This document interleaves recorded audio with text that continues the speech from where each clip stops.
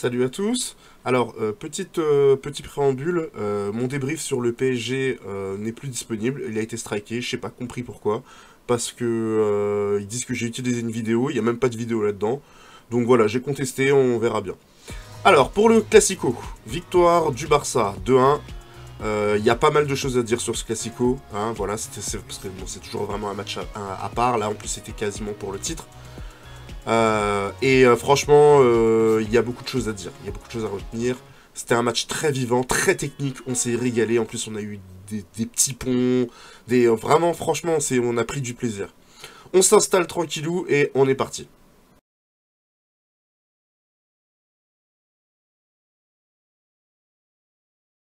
Alors déjà j'étais curieux du 11 de départ, côté Barça, côté Real j'avais peu de doutes, je savais que voilà, le Real allait jouer dans sa composition qu'ils mettent quand ils jouent contre des grosses équipes, à part pour... mince, j'ai oublié le latéral gauche, là, autrichien qui est blessé. Donc c'est Nacho qui a pris sa place. Donc côté Barça, donc il nous a reconduit son Koundé dans l'axe et Araujo à droite. Ouais, bon, ok, admettons. Je sais pas, c'est quand même un gros désaveu quand même pour Koundé, hein, de dire non, t'es pas capable de prendre Vinicius, on va le mettre. Je sais pas. Je sais pas ce qu'il faut en penser. Surtout que Vinicius, voilà, Araujo, ça a pas changé grand chose. Hein. Il a fait ce qu'il voulait quand même sur le côté. Hein. Donc, le Barça prend le match à son compte. Voilà, il se crée une belle occasion par Lewandowski. Le Real, comme d'habitude, très bon dans les transitions. Voilà. Et il marque dès leur première occasion, qui en est même pas une en plus. Voilà, centre de Vinicius, qui est copieusement sifflé par le Camp Nou d'ailleurs, hein, détourné par Araujo dans son camp.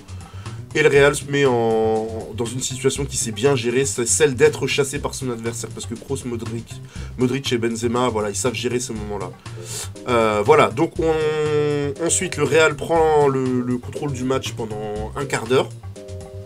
Et ensuite, petit à petit, le Barça va commencer à reprendre l'avantage après ce quart d'heure où ils n'ont pas vu le ballon. Grâce à Rafinha qui va faire 2 frappes sorties par Courtois. Rafinha qui a été très vivant, bon, il a un jeu qui est quand même très prévisible, hein. Mais voilà, il a tenté, il a essayé de dynamiter la défense, pas toujours avec succès, mais il a le mérite au moins d'essayer. Et le Barça va finir par égaliser grâce à Sergi Roberto, vraiment très bien placé, et on va revenir sur lui en deuxième mi-temps. En deuxième mi-temps, justement, domination du Barça qui revient bien...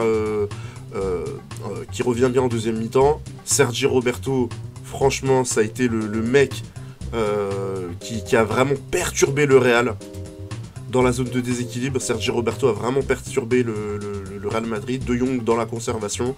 Et du coup, le Real a eu du mal à trouver les bonnes solutions pour s'en sortir. Lewandowski manque à retourner. Et d'ailleurs, au bout d'une heure de jeu, on s'aperçoit que le Barça a 13 tirs contre 4 pour le Real. Donc voilà, le Real vraiment en grande difficulté.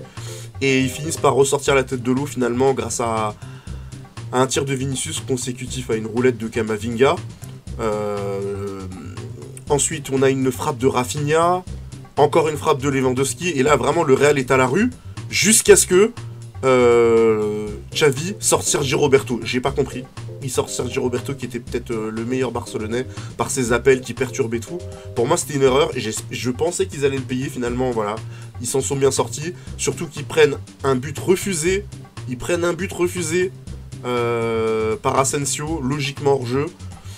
Et finalement ils finissent par marquer un but par Kessié. On va dire que c'était un peu contre le cours des dernières minutes. Vraiment, franchement, on s'est régalé. Le titre est assuré pour le Barça. Je vois pas comment le Real peut revenir maintenant. C'est plié. On s'est fait plaisir. Voilà, l'homme du match pour moi, c'est Sergi Roberto. Et voilà, j'espère que vous aussi, vous avez pris autant de plaisir que moi à regarder ce match. Abonnez-vous. Mettez un petit like. Ça va soutenir la chaîne. Surtout que là, j'ai pris un strike, j'en ai besoin. A très bientôt.